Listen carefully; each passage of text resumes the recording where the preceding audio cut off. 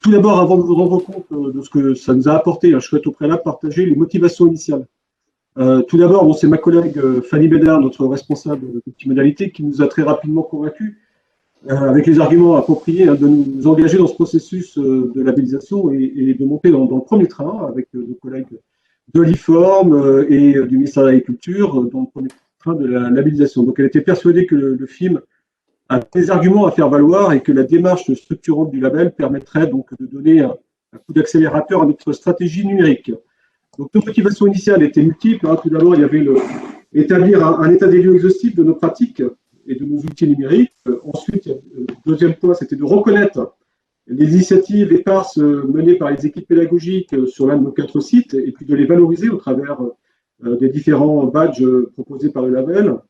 Et puis, nous challenger entre CFA, ça c'était une de nos motivations principales, nous challenger entre CFA, nous comparer, et enfin, donc, nous différencier de nos confrères CFA et organismes de formation régionaux en valorisant le label CFA numérique normand. Donc ça, c'était nos motivations initiales, et maintenant, après 3 ans, ce que l'on peut dire, c'est que, globalement, les objectifs pour nous sont atteints. Tout d'abord, cette reconnaissance a permis d'accélérer l'acculturation numérique des équipes du film.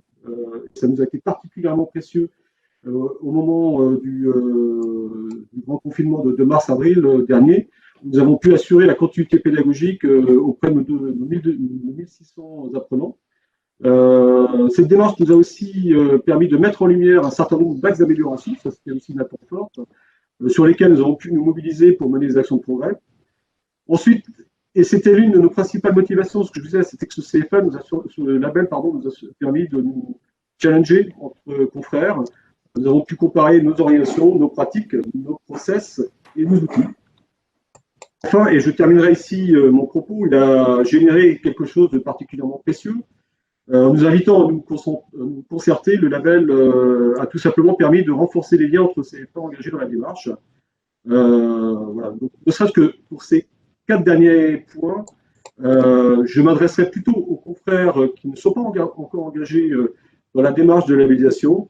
Je ne peux que les encourager à nous rejoindre.